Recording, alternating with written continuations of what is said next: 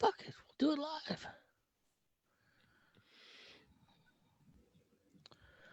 Oh my goodness. Still haven't bought a light yet.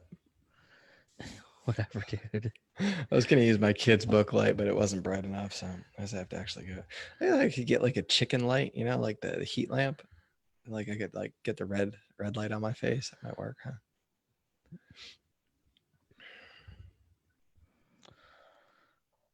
Okay. And la la la la la.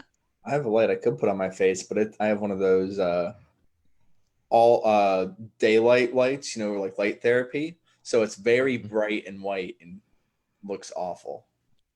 Well, we only really see a silhouette on you right now, so. See, I don't think he's that bad. It's pretty nice. bad. That looks creepy. I like it. I can actually see you as it though. Okay, I could turn it down to low. That's almost perfect right there. That's not bad at all. That's good. Yeah. What is that? I need to get myself one of those. The problem, it's not the light. It's like with Ben, it's just he's backlit. Yeah. Well, no, I'm in front of a big window, so certain times of day it looks great. Yeah. Okay, I want to. It's gonna. Yeah, I got the. I guess I could move the desk.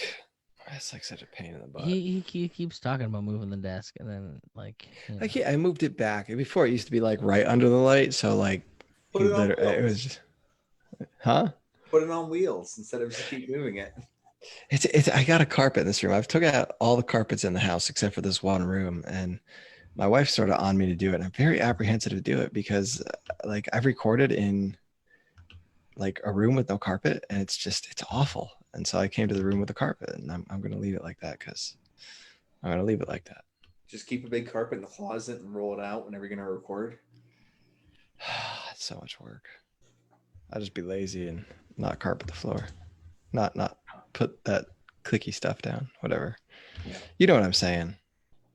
Probably.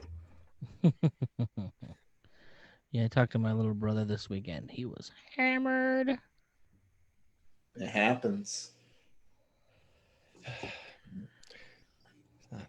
Yeah. Just. Okay, I'm. Whatever.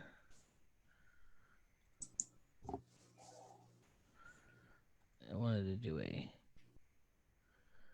what you call it, but it's not working today, so I'm done with it.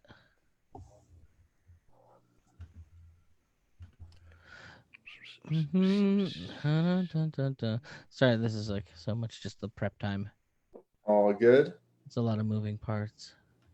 Yeah, I didn't even know that Zoom could just stream to Facebook. Yep. It's one of the newer things they've done. You can also stream straight to YouTube too. I don't believe I can do both at the same time though. And our YouTube doesn't get a lot of traction, so. Yeah. All right. I can hear myself talking in the background. Welcome one and all to Free Markets Green Earth, episode number 47. I'm Nicky P, here as always with Mr. Ben, the Liberty Hippie. How are we doing there, Ben? I'm doing well. How are you doing today, Nicky? I'm going to try to say a lot less, have a lot less exasperation in my voice, and just let it rip. I signed up to do the editing. I do the editing. I could just as soon leave it exactly as is and it wouldn't make a difference. Yeah, I suppose. I'm good. How are you? We're doing good. We have a guest on today that I've been talking to for a while about getting on, and the problem is he just apparently is an expert on everything and can talk about all things. So I've never been able to get him to commit to a single thing to make an actual episode about it. He's like, let's just talk about everything. I'm like, yeah, but then I have to come up with a title that encompasses everything, and that's gonna suck. So I did pin him down essentially on the idea of talking about the environment. So why don't we welcome our guest, Mr. Drake Chavão Lundstrom. Woo! and I mispronounced at least most of that. So don't worry about it. Most Americans can't do that noise for Portuguese, but you won't doesn't matter too much, except if you're asking someone for bread. The difference between bread and male genitals is the nasal vowel. So Well, that's funny because I was actually just about to ask you, does it affect whether or not I'm asking for sex? not So it this word, but a different word it would. apparently I can get sex while asking for bread. Yes. That's not entirely a bad thing. Just avoid gay bakers.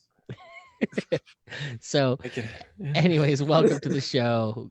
Starting off on a lively foot. Of course. But yeah, I'm told you can do any topic, so you pick it because I'm lazy. Well, I cannot argue with that. Much of this show has been me pawning off my desire to not think about things to Ben. I will show up and I will show up and talk my ass off, but I don't want to commit to anything. Just send them the link, and if they want to do it, we'll make it happen. We just do that. So why don't you tell us a little bit? How did you get interested in all this stuff, like the whole environment crap? I'm looking at you. You're a pretty clean cut guy. You look like you got a professional career, and I'm a square. What can I say? So you want more about who got interested in the environment or free markets or kind of both? What? Oh, well, talk about the environment. Then we'll see how that works with what I imagine. How you got into free markets. So I can't think of any really specific instance, but kind of always just grew up around nature. My dad's originally from Sweden, so they have a big culture of like, he wouldn't let us join the Boy Scouts reindeer? Because it was, yes, they have reindeer too. Reindeer jerky is delicious, by the way. Like Rudolph. I imagine it would have to be. But he would never let us join the Boy Scouts because it was like too slow. Like he just gave us our first carving knife at like 4 years old and said, stop if anyone gets within 10 feet of you, otherwise figure it out. And took us like a bit through the woods. We lived in a sailboat for a while and traveled, did lots of fishing and like be on an island where we're the only people on the island. So there's lots of exploring nature. Now I'm in Ohio, so not as much that we can do, but try to go on hikes every so often. And now with the COVID stuff, it's the only thing open. So we've been doing 8 or so miles each weekend, or even like twice a week when I was furloughed for a bit. So lots of time spent in nature, and I just really enjoy it. But then also a bunch of the nature stuff is kind of more in terms of pushing back against people who use environmentalism as a cover to really attack people, make their lives worse. Because I do volunteer work and really care about humans having good quality lives. And especially if you've lived for some time in a third world country, you understand that they can't just do with a little bit less efficient of an energy system. I'm sorry for letting this bleeding heart on the show, Ben. God, just keep going on about people. What a guy. Good Lord. Come on, let's talk more about like money and shit, right?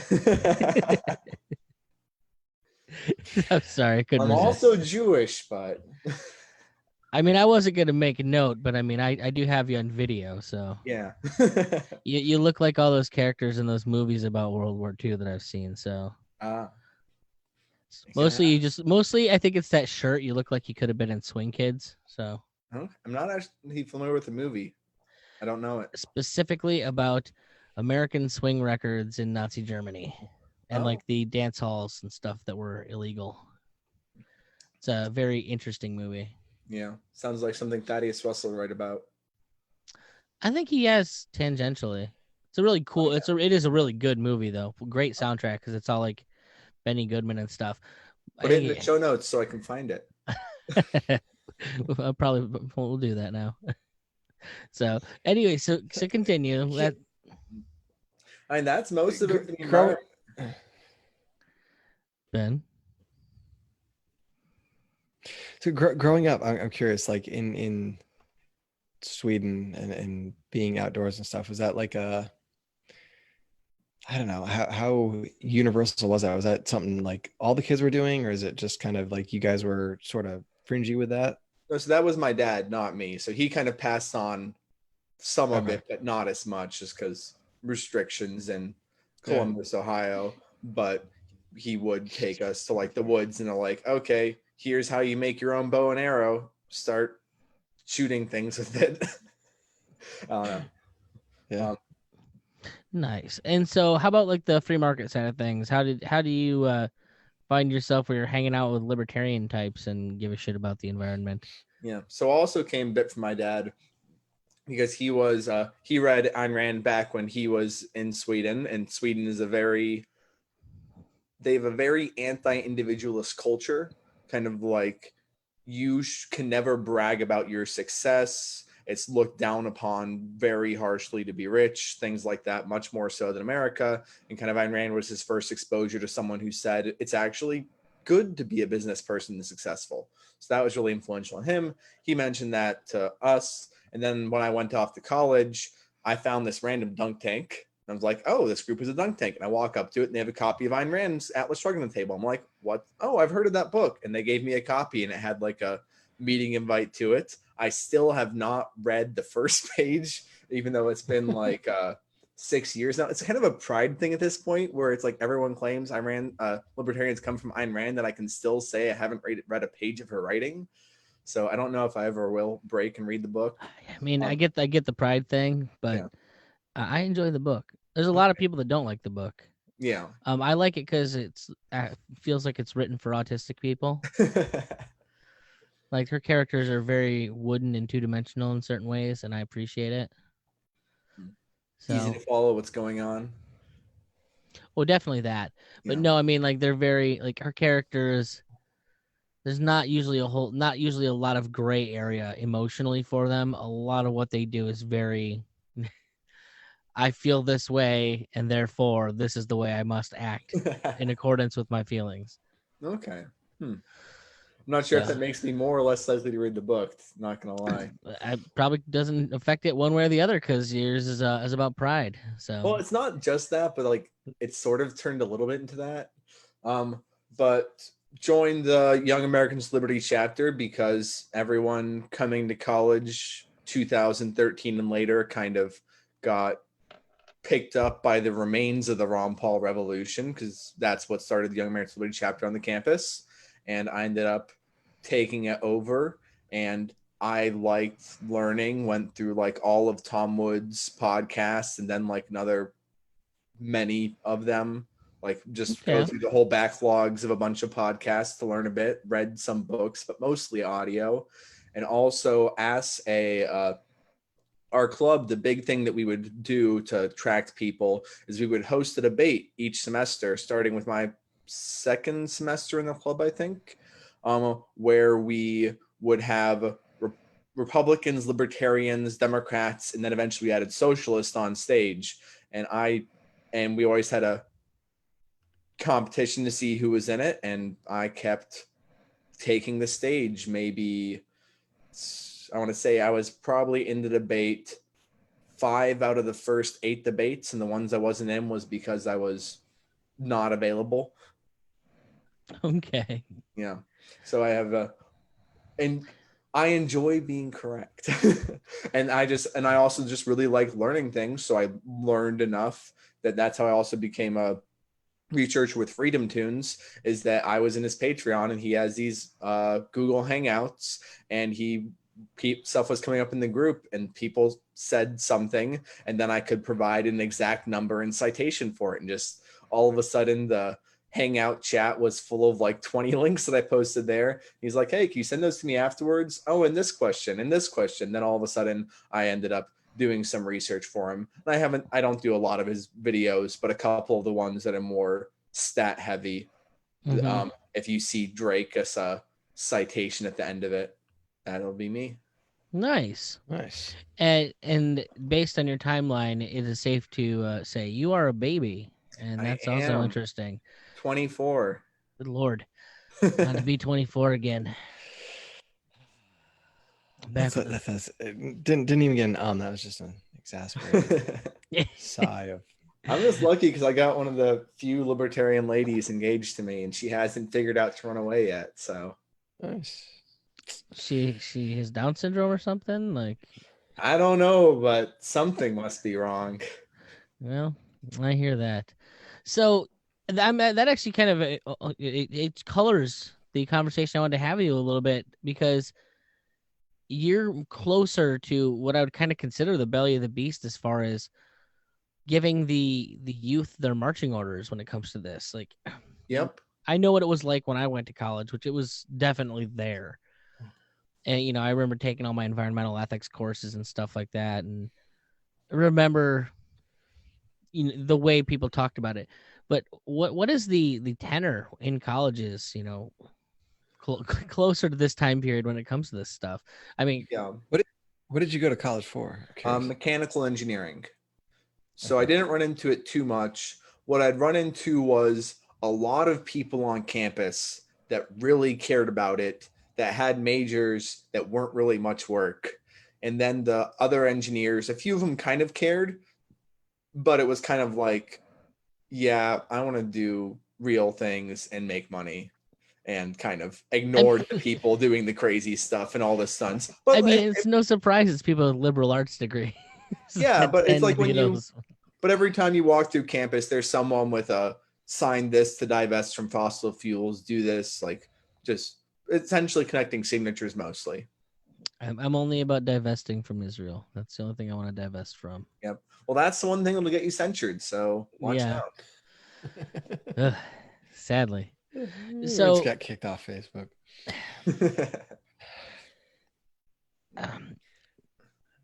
Ben's looks like he wants to say something.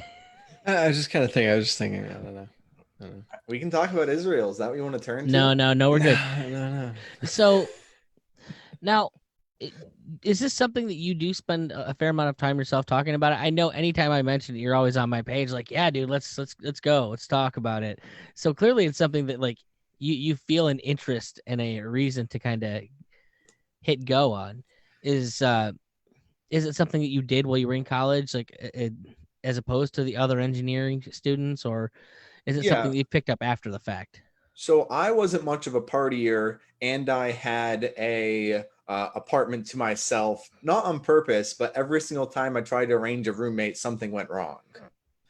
So I was probably doing a solid 5 or 6 hours a day plus a podcast for a year or two.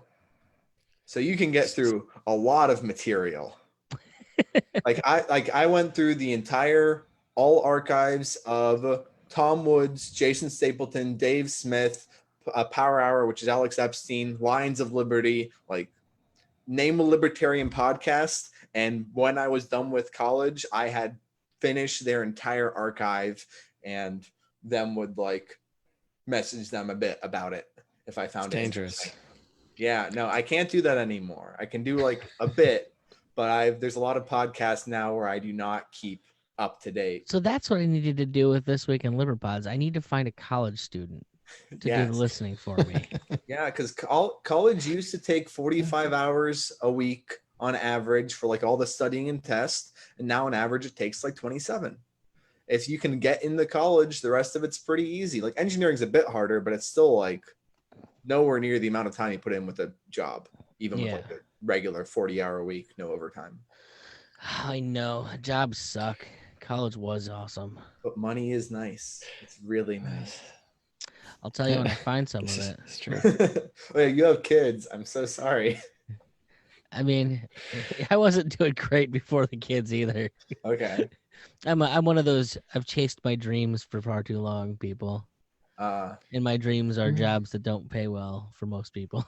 Gotcha. My fiance was about to go that route because she wanted to be an animator, and then long series of events, college was making her hate drawing, which is like if you hate the thing that brings you joy, you're not in a good spot. So she left and did a coding boot camp, and now with like her 9-week degree, she makes almost as much as my 4-year degree, and I feel great. Yeah, nice. Not better at all. Which boot camp was it? Tech Elevator. They have a bunch of locations around. I think they have all the C's in Columbus, or all the C's in Ohio have one. Nice. Means I assume I know what that means, but Columbus, Cincinnati, and Cleveland. Is that three C's? That's it? Only 3? You guys are lazy, man. What other big towns are there in Ohio? You think I don't know. It's just the way you said all the C's. I figured there'd be like, Well, no, all of the Lists. major cities in Ohio are RCs. Yeah. Oh, well, Columbus, Cincinnati, Cleveland. I guess. Okay. And like you said, Dayton's not exactly a metropolis. You can see you can see like corn pastures from the city. So, You know, um, you don't have to go far to see corn pastures in Ohio. You can almost see them from Columbus. that's true. But I've never okay, been to Ohio. Not going. it's a beautiful. It's So a beautiful do you live place. in the? Are you in the city proper then? Suburbia. Okay. So All right. nothing too crazy. So you're driving back and forth to work, wasting fossil Well, actually, I fuels. work a little bit farther out of the city, ironically. Okay. Yeah, a lot of the big, a few, not a lot, but a few of the big companies kind of have their centers on the outskirts, especially the automotive stuff, because some of them have big like test tracks.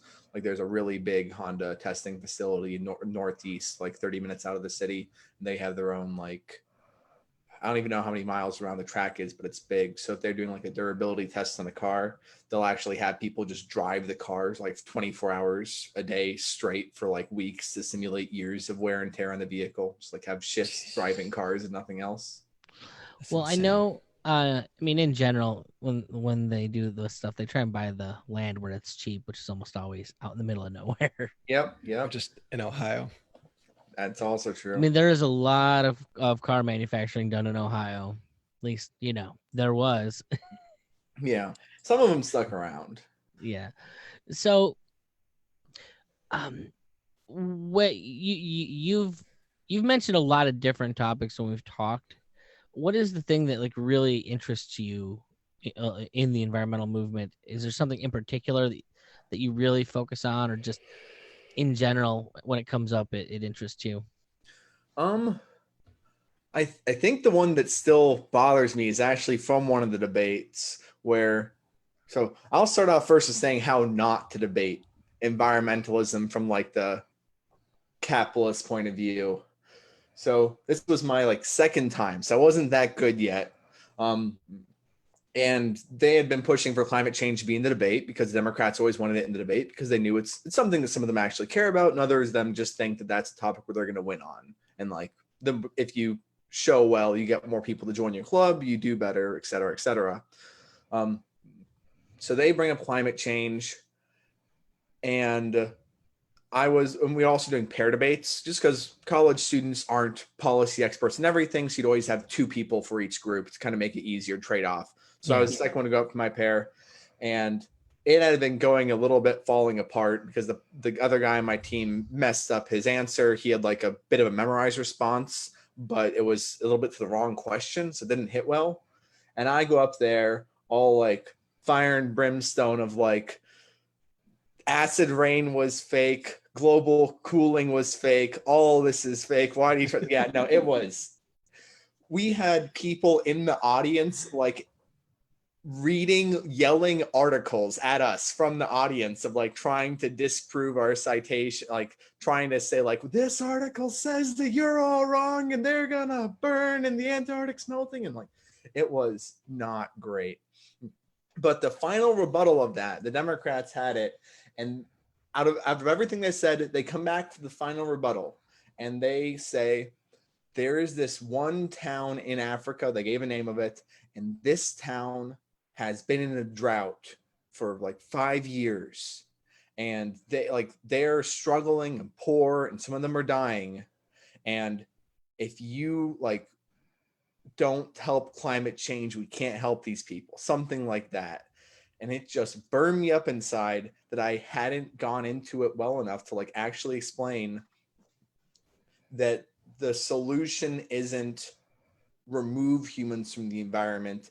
It's have humans work with the environment to make humans and the environment better off. That if you have this person that is burning up and without water and everything, like if someone is living in a poor town in India with like a heat index of 120 degrees and people are dying of heat stroke, the solution isn't do some large scale policy changes that maybe in 80 years make it 1 degree cooler than it would have been otherwise. It's get them a freaking air conditioner like now.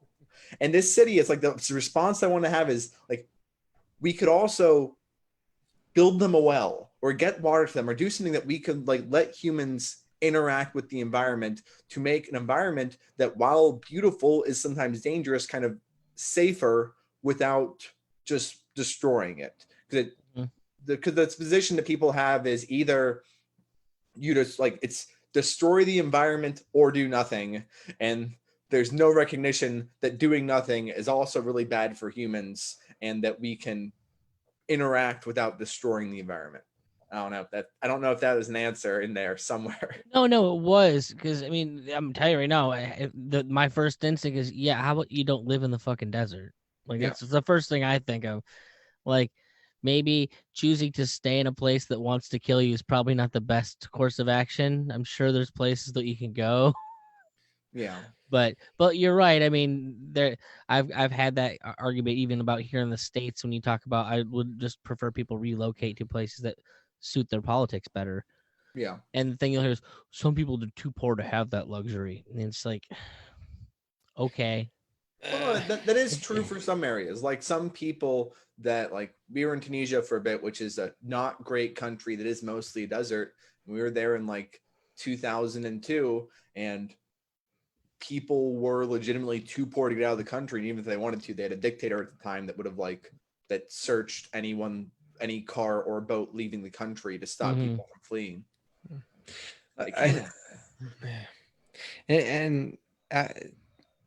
Africa is an interesting situation, I think, because it is difficult to move when you have some of those borders and where are you actually moving into and where are you relocating to and how do you get out of there, you know? Like I think when you look at stateside things, it is a little different. That cost argument is I don't know. It's possible. It's doable. It's, you know, if it's going to make your life better, you know, why wouldn't I mean, you? in general, in the U.S., you don't have to go very far to change a lot of things. But Yeah. I get it. You know, in like Tunisia, you've got some political issues, most of which I'm pretty sure our nation helps to exasperate. But Of that's neither here course. nor there. You know. Just a little bit. Yeah. So, what are the pushbacks that you encounter most often, like from people? The original pushbacks that I encountered were essentially that you're a climate denier. Look at the consensus science.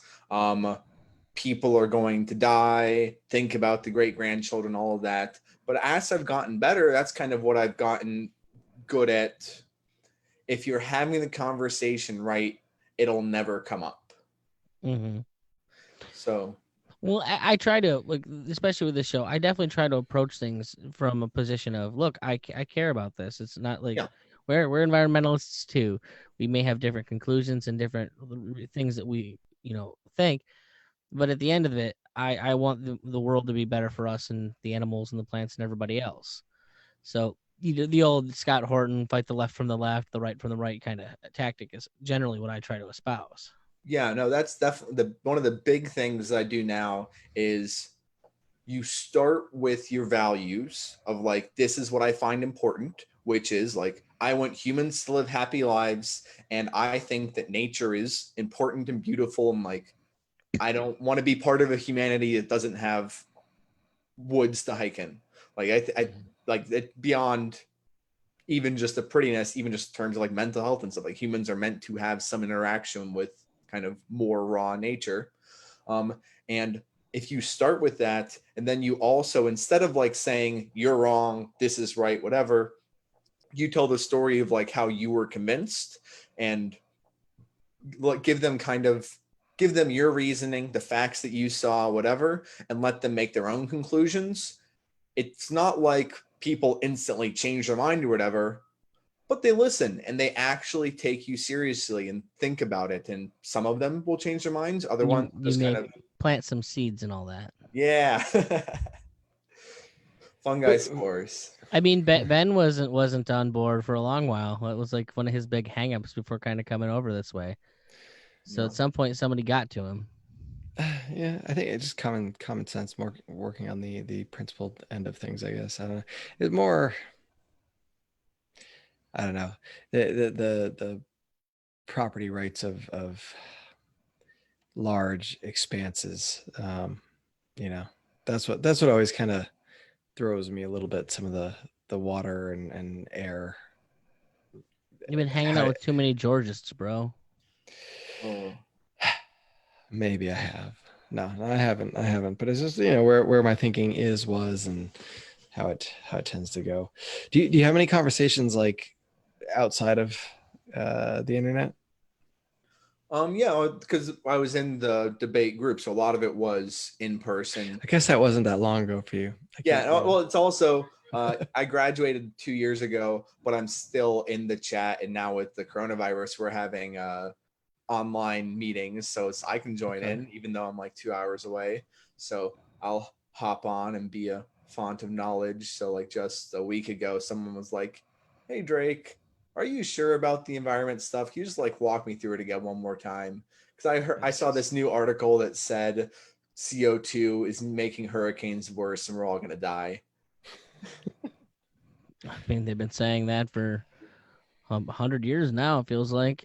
They have, and the crazy thing is still, that what people are told and not told. Because one of the other big things I'll start with is like give them a pretty irrefutable, interesting fact and not force a conclusion on them, but kind of let people draw their own things. That's the thing is people, you can never convince someone, you can only let them convince themselves kind of deal.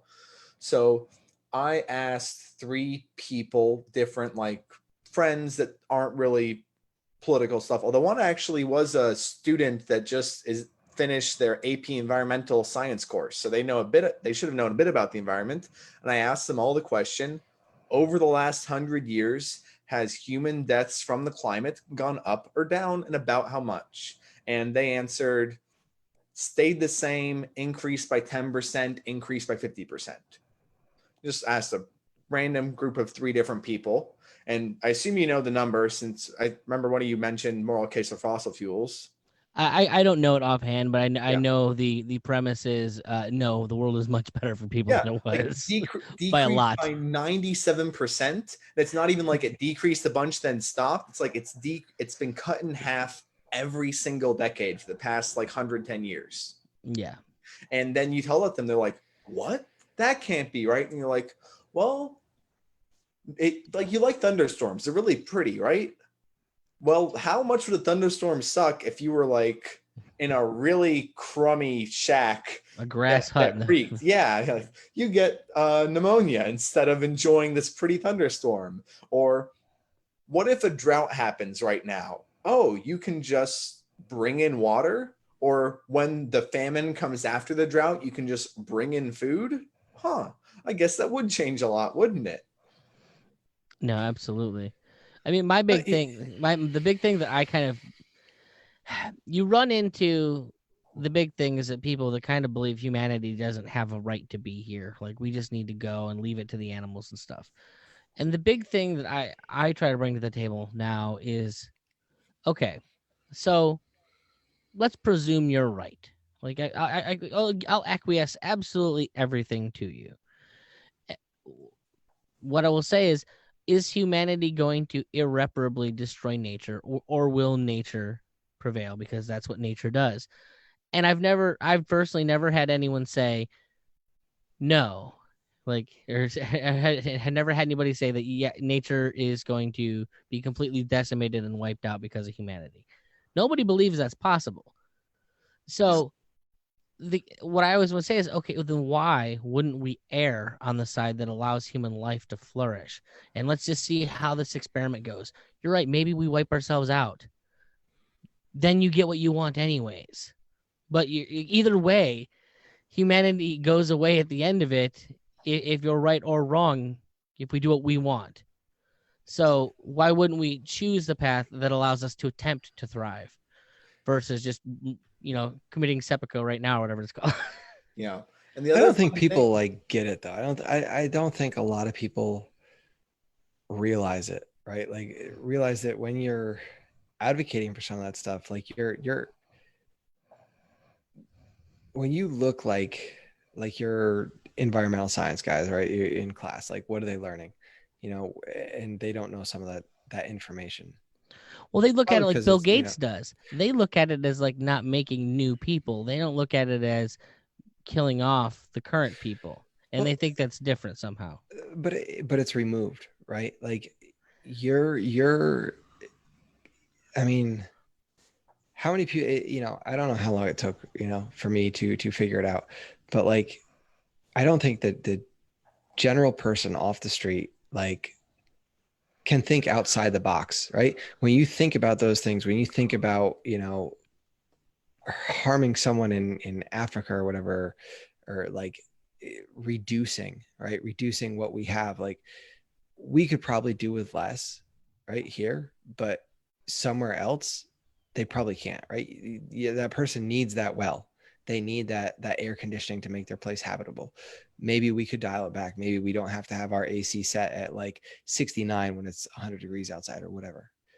But that disconnect isn't like it's people are thinking here and what they see outside their house in a privileged society, and they don't see like what kind of havoc that's going to wreak on the bottom echelons of the world.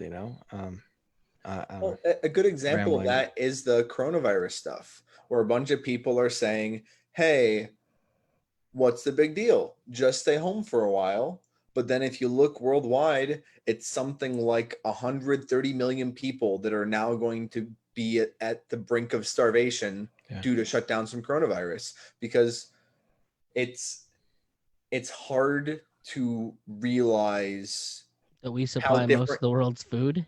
Yeah, well, it's how different everyone's bubble is. Yeah. It's like you think, oh, sure, that I've seen poor people in like Cleveland or Columbus, so I know what poor is, but poor in Brazil or somewhere is not the same as poor in the US.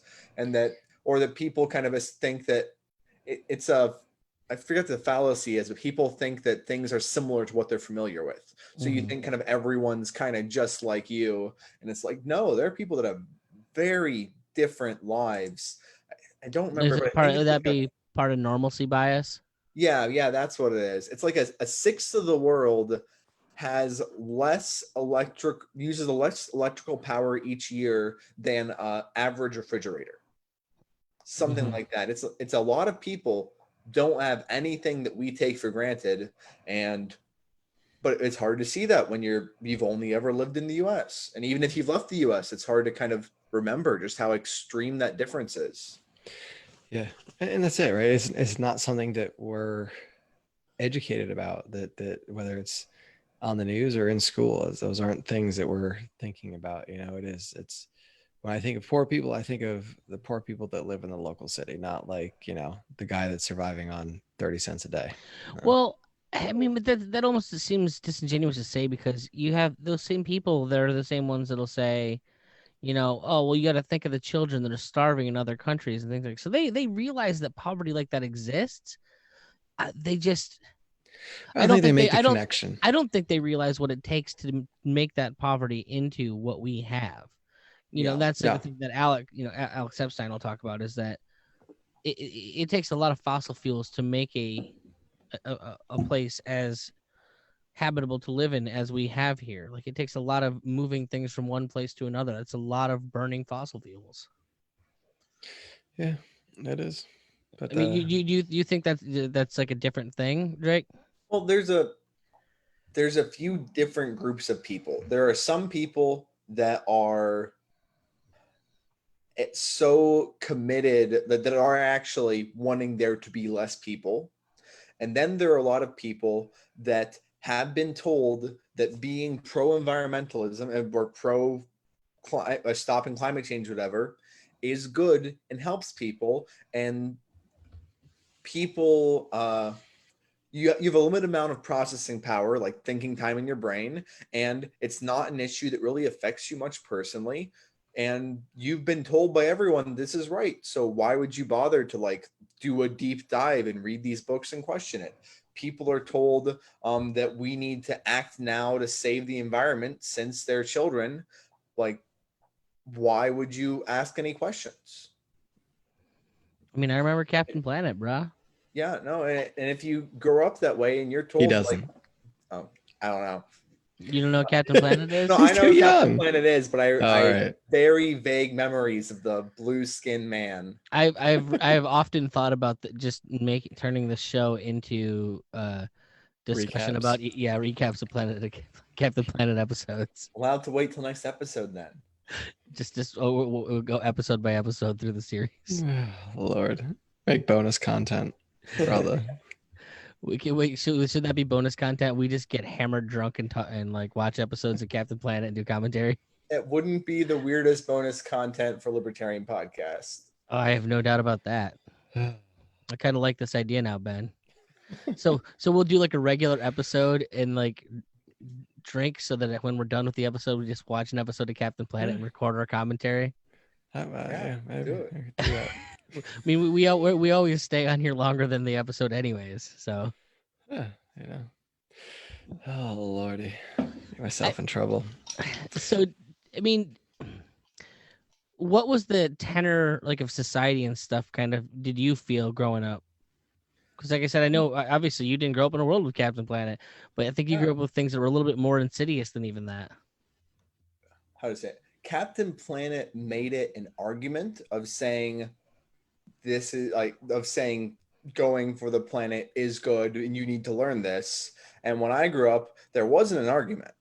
It was just, this is it. These are the facts. Like, you must recycle. If you don't, whatever. It's Earth Day. We all got to go all out and plant a tree and everything. And it's such a weird paradigm to imagine. Never a question about. It's just something, the minimum wage. Like, there's some other topics that it's just, until I got to college, I had never even heard someone express doubt. It was just something that's totally obvious. And the bill becomes a law and things get passed properly, things will get better. Well, I know, like, I'll talk to people about college. College was the same way for me. I never once in my life considered whether or not I was going to college. That's just what you do after high school. In retrospect, I probably shouldn't have gone to college. There are plenty of other things I could have done. I should have just went out and started a band and did that. I'd probably have been much further along in a career. But I could make money doing the one versus the other, costing me lots and lots of money.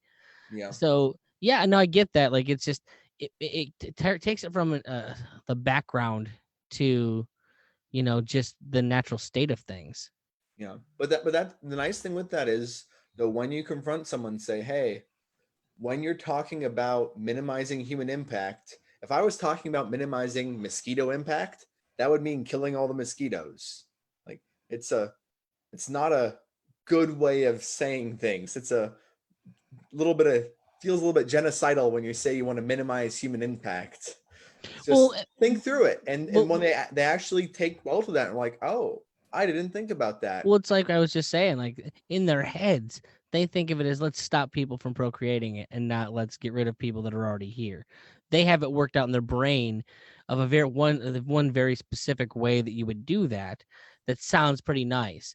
But that also means, oh, wait, so you're going to forcibly stop people from having kids if they want to. What gives you the right to do that? Stuff like that. A lot of students I run into, like, there's some of the more activist ones that'll be for that, but most of them aren't even for like stopping population stuff. At least people that I was around generally didn't care about that. They were just like lowering human impact, whatever that meant. But if you think about it for a minute, that would probably mean reducing the number of people, but no one thinks about it for a minute. Well, and I mean, that's one of the things that we talk about. Like, it's why I like that Planet of the Humans documentary, because I mean, he comes right out and says, I want there to be less people. Like, that's the whole point of that movie. And I don't think, I'm in agreement with you. I don't think most people really want that. They don't think it through enough to know that's what the people that really lead them around want. Yeah. Right. And so if you have someone that's expressly saying, I want there to be less people, like, that's going to turn them off to the more hardcore messages and hopefully turn them in a more reasonable direction. So I'm almost happy at the number of people that feel emboldened to say what they're going to say. Yeah, there's a few others. I know the book Merchants of Despair, which is kind of a play on Merchants of Doubt, just kind of goes through all the catastrophic predictions and how very anti-human there are. Moral Case for Fossil Fuels is a section in it where he goes through some of the quotes of leading environmentalists saying that having a clean and limited source of energy would be like giving an idiot child a machine gun. And they say things that are explicitly anti-development, which is just, it's nice they come out and say it. And I'm sure that the new version of Moral Case for Fossil Fuels will have even more quotes like that. I haven't bought my copy because I know he's working on it, and I'm hoping he does a new audiobook. So I haven't bought it because of that. Yeah, no, I've been holding off and recommending it to people for that reason. But I hope he does the audiobook again. It came out really well, and he keeps pushing it back. It's supposed to be like August now. So Well, when I was talking to Stefan, he said it's looking like 2021 at this point. No, I know. I was not excited about that. Who does that Merchants of Despair book, out of curiosity? I would have to look it up. Don't worry about it. I can look it up later. I got the title down on the links section. So, but yeah, because there's this book called Merchants of Doubt, which just goes through and tries to say that the same people that said that smoking's not bad for you are now on the are now saying climate change is not a big deal. And there's some interesting information in the book, but most of it's saying that, hey, because these three people are in a movement and we're in a bad movement previously, that means a new movement must be bad. Yeah. That's a logical fallacy. Thank you. Yeah, but it's a logical fallacy. I mean, it works for them from a rhetorical angle, because what they're doing is they're just calling people evil and saying evil by association. A friend of mine was forced to do a book report on it. It's a book that they'll recommend us. Like, this is the real good information on how everything works. It is. It's disturbing how that works, but and then they all ignore nuclear. Well, yeah, and why is that? So the nuclear one's interesting. It actually comes from the origin of the environmentalist movement, because the environmentalist movement kind of came out of World War II and was a bit almost a depressing movement. It had the normal signs of depression, which is I am bad, the world is bad, and the future is bad. Like, if someone's talking like that, they need some love and support, and you should give it to them. But that was essentially the whole motto of the environmentalist movement. But they, coming out of World War II, were really terrified about nuclear weapons for good reasons. But they kind of then rolled that, and they were starting to stop nuclear testing and other things like that. Then they rolled that over into nuclear power, and then I've always opposed nuclear power. And one of the sure signs of that is when the argument keeps changing, but it always has the same conclusions. Oh, yeah. And that's been a lot of it for the nuclear stuff. I mean, that's global warming, climate change. It's because it's been 4 or 5 different movements. It just all happens to have the same outcomes. Yeah. And one of the interesting ones that I don't remember where it came up in the conversation you had with the host of the Scottish Liberty podcast. It is Anthony Samaroff. Yep. There's this. Okay, it's a little bit of a technical thing. When you talk about radiation being deadly, at really high doses, radiation is very deadly. And at medium dose, like pretty high doses, it's like pretty deadly, but not totally and possibly curable. But at low doses, there's an argument about what it does. There's essentially 3 models. One that says if 100 doses kills you 100% of the time, 50 kills you 50%, 1 kills you 1%. So it's a linear all the way down to low threshold model, right? Mm-hmm. Another model says it's linear with a cutoff. So like under 10 doses, it just does nothing. Like you're fine. And then the third one talks about superpowers. Pretty much. So the third model is the hormetic one, which says if you have high doses, kills you. Pretty high doses also can kill you. but low doses are like a dose of 0 is actually more deadly than a dose of a little bit. Interesting. So think about it like if you were lifting weights. That's where I was going to go with it. Yeah, if I dropped 1,000 pounds on you, you're probably not in good shape. 500 pounds, you may live.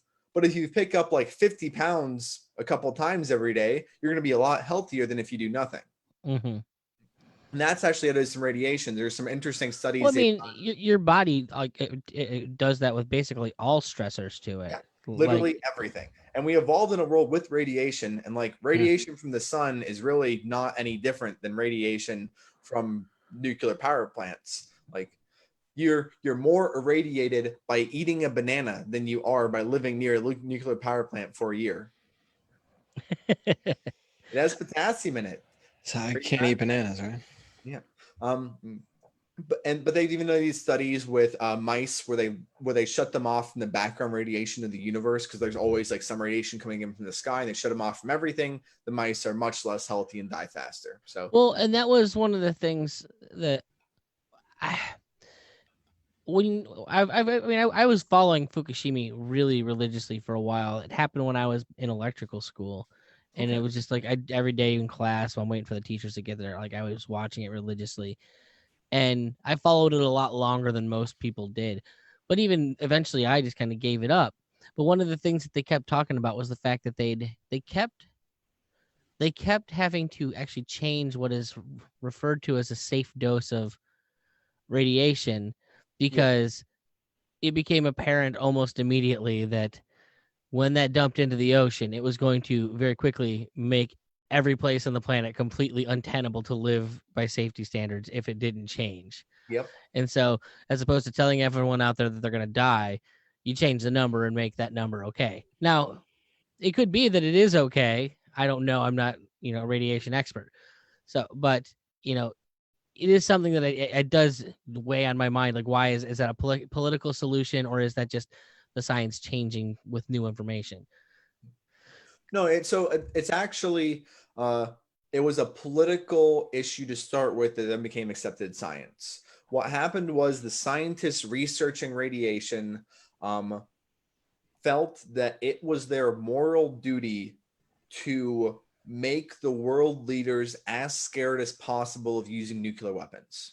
They wanted the leaders to think that if you used a nuke, that area is now uninhabitable forever, and the cloud of radiation will blow across the Atlantic and kill you too. Because they wanted there not to be nuclear holocaust. And I'm like, I am anti-nuclear holocaust. I know, controversial position. So like, I see why they did it, but that white lie now is carried over and made it so that there's a lot of this. It just isn't true. Like there are areas of the world that have different levels of background radiation. Like the normal level of background radiation, which is mostly from nature, is around 3.6 milli. I forget what this unit's called. It's SV civets or something. I should probably look up what it is before I say it. Radiation measurement unit. Give me a sec.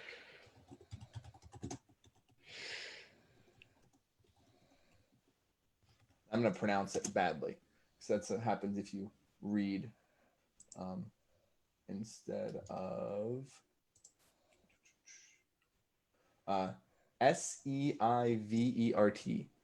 SEIVERT. Subverts. I'm going to say subverts, and I don't care if it's wrong. Someone should give your show hate mail because I'm mispronouncing things. But the EPA's yearly limit on radiation exposure is 1 millisievert. The average person from 85% nature gets around 3.7 millisieverts. Regions of the world, like beaches in Brazil and a couple other random beaches in the world that have higher radiation due to radon gas, get something like 8 millisieverts. And areas that have that higher level actually have slightly lower cancer rates on average. It's not obvious that this is enough to do anything. Like the EPA's recommended level is 1 millisievert. The lowest level that they've linked to any kind of cancer is 100. Okay. Yeah, it's just it's not clear how much is dangerous, but by their the policy of the Nuclear Regulatory Agency is the lower the better, like as low as we can get it. And it's actually a similar thing they do to other substances. Like the same kind of hormetic model applies, like you said, to all stressors. It even applies to things like coal pollution. If you live in a totally clean house, you get more asthma, more allergies. Like you've heard all the stuff like if a kid growing up with a dog is less likely to get allergies and things like that. You should play around dirt a bit to build up your immune system. I'm terrible about washing my hands. Yeah, probably good for you. Because I've always lived like, whatever doesn't kill me makes me stronger to a degree. Exactly. I will admit that I did kind of start going a little nuts on the cleaning and touching things when the coronavirus thing happened, just to be on the safe side for a while. Makes sense. I've loosened up a little bit. But with something like coal pollution, the way that they say like Obama's Clean Air Act saved however many thousands of lives, and the way they do that is they say at this super high level of pollution, this many people die. This level, this many people die. So we can assume every single marginal decrease in coal pollution saves the same number of lives. So even though we can't find a single person in the US who died of coal pollution that we like an autopsy of, we can still assume the Clean Air Act saved 80,000 lives. Like by their own metrics, dirty air in the US is the third leading cause of death. It's insane. I like it. I like that. Yeah, it's great. I mean, if it can make people stop smoking, I'm more interested in it. Oh yeah, and that's the other funny thing is like the same pollution they say kills you from coal is found like 1,000 times more concentrated in cigarettes. So by their math, also like you should die the second you take like 2 puffs of a cigarette. Oh man, it's really bad, but they're the monopoly. They have the guns. Well, it's settled science, don't you know? Always settled. Well, and that's the other fun thing. Or sorry, I'll let you go first, Ben. No, I was just gonna say I think that's when you boil it all down and it all gets distilled down. That's what's wild is this is science, right? In big old air quotes, like this is science. This is what science tells us, and you can't argue with science. And science is right. And you're a loon if you think not. It's mind blowing to me. But the other thing with that is that people don't realize when they say it's settled science, people deliberately fudge what that means. Because even if there's problems with the surveys that found 97% of scientists agree. They're not like entirely good, but let's just take them at face value. So there's a bunch of things that are all called global warming. First, does CO2 have a greenhouse effect to make things warmer? Then there is, are humans emitting enough CO2 to have an impact on the atmosphere? And then it's like humans are emitting on the atmosphere and the world's getting warmer. And then there's like the world's getting warmer and that's bad because that's a separate question. And then it's like hurricanes, the droughts, ice caps, flooding, that the consequences of this global warming are worse than the benefits of fossil fuel. There's like a lot of different assumptions. And if you deny any of them, you're denying consensus science and you're anti like global warming. You're a denier. But the thing is, the only thing that those consensus surveys have ever said is that CO2 causes global warming and humans have had a major impact on the environment. Like, and the world is getting warmer and humans are a major cause. That's it. There's never been a consensus science on, is the world getting warmer bad? Right. Like, you think that'd be a really obvious, important question. It's like, well, if it's getting warmer, but that's good because, actually the way global warming works is that the ice caps warm up first. So the areas that are too cold to live in get warmer first. And actually humans do better in warm than in cold. So it's not necessarily obvious that warm is bad. Right. But no, I mean, plants grow in warm. They don't grow in cold generally. So. Well, and that's the other big thing is there's this whole argument that, so this isn't the thing you'll bring up with someone when you're first debating with them, but later down the road, there is this whole argument that the world was about to end until humans started using fossil fuels. Because once far in the past, when trees first developed, nothing was able to eat trees, and they just stored up all of the carbon from the atmosphere within their trunks because they're essentially like plant cement. Nothing can eat them. And this theory, I heard it first from Apex plants. yeah, I can't remember what his name was, but he is the one of the co-founders of Greenpeace that kind of turned against the movement. You've probably, Yeah. I can't He's remember. been on Tom Woods and stuff. Yeah, he's the one I heard this from originally, but there's a few others that talked about it. But the level of CO2 in the atmosphere is dropping dangerously close to the around 200 parts per million, where there is mass plant death and everything on Earth dies.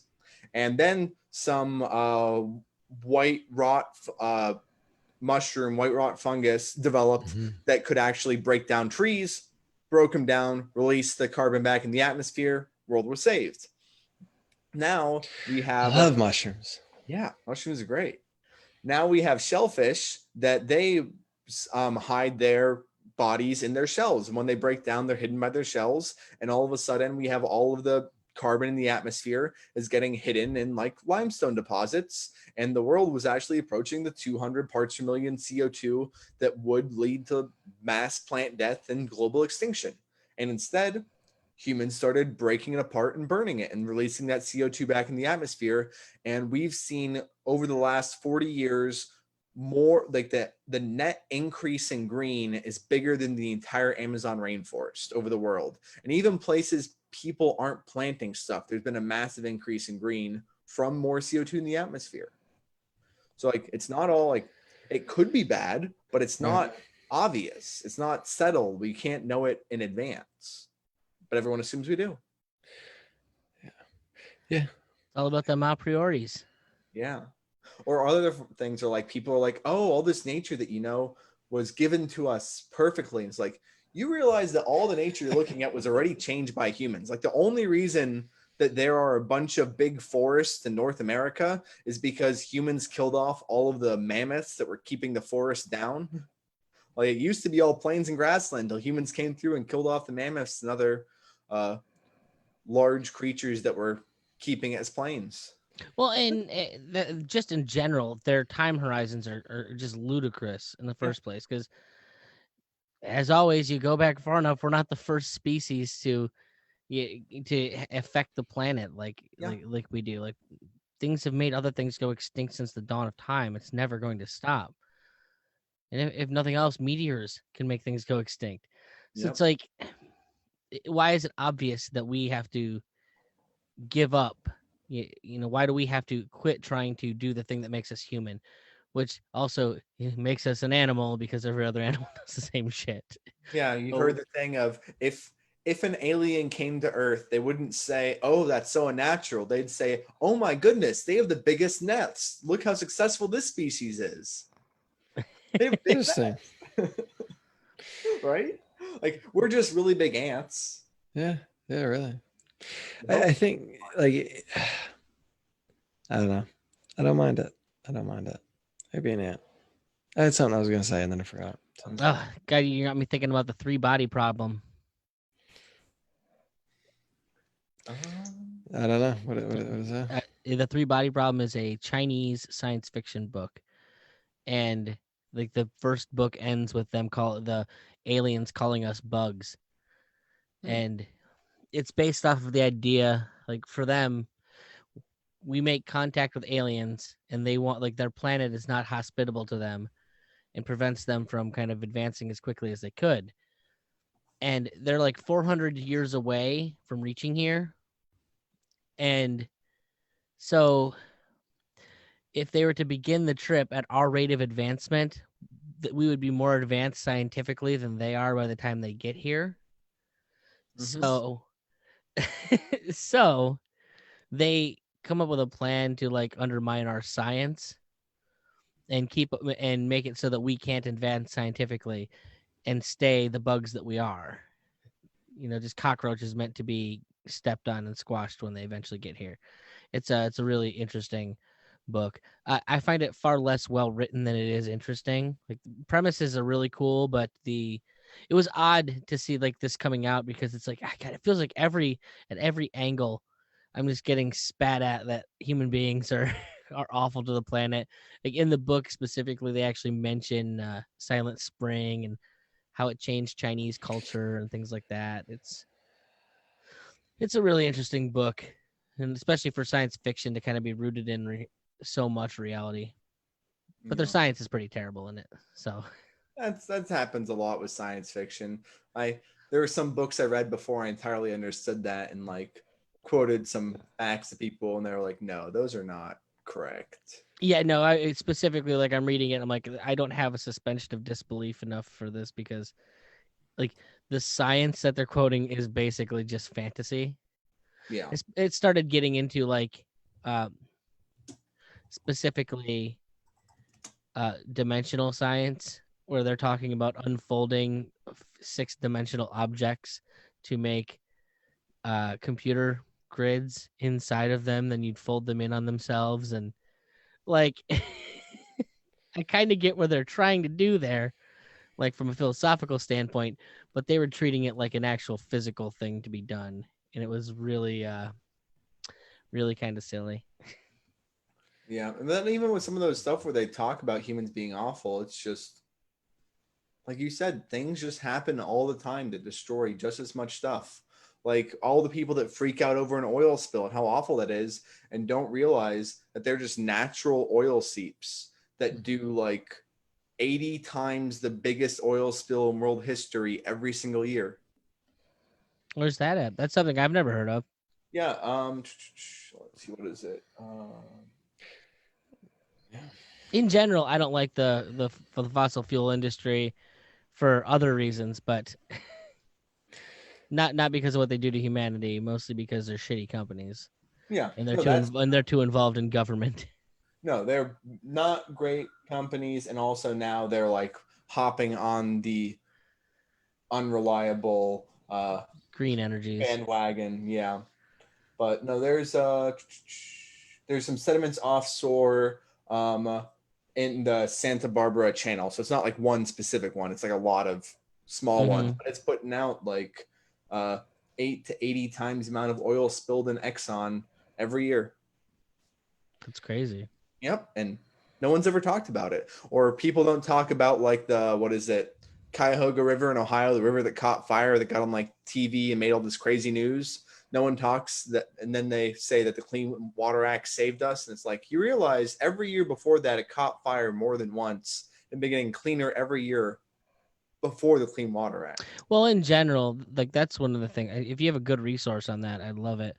The fact that in general, most of the Clean Water and Clean Air Acts, they just jump in front of shit that's already happening because people want it that way. No, it's a very common government trend. Yeah. It's hard to find an area where that's not the case. Take credit for stuff that people are already doing and then make it seem like you're the one that did it. We ended child labor. How many children? There's like one left. Is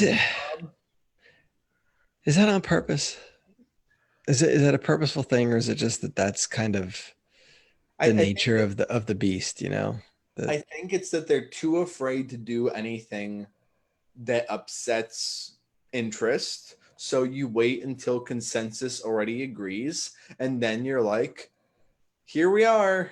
Look what we did. Like, and we just lap it up, just buy it. Obama on gay marriage. As soon as shit hit like 57% approval rating, he switched on over and like, I've secretly been for it the whole time. You know what? I wouldn't be surprised if he secretly was for it the whole time. Like he's that kind of person, but he could have mentioned it. Yeah. Like, so, all right. Well, any learn this, and then I'm going to get annoyed editing it. But it has been a lot of fun having you on here, going through these ideas with us, Drake. I'm happy to do it. I got the links to Freedom Tunes so they can go and watch somebody else's thing that you occasionally help with. Yeah. And we'll definitely have you on in the future to talk about some other topics because you definitely seem like somebody who's knowledgeable, and you're not a cantankerous old guy like us. So that's useful as well. I'm getting there. Give me time. You've got another decade Yeah, plus at before you least, catch up to at us. least, yeah, decade plus. Sounds Well, about with right. how dirty the environment is now, it's gonna age me a decade in a year or Yeah, something. you're gonna be dead by the time you're our age. Yeah, exactly. Be like, All those free radicals, brother. Yeah. So, all right, Drake, thank you so much. As for everyone else, freemarketsgreenearth.com. You can check us out. This is episode number 47. And go enjoy nature. peace. Enjoy it. Take a Love hike. it. Take a hike. You ever have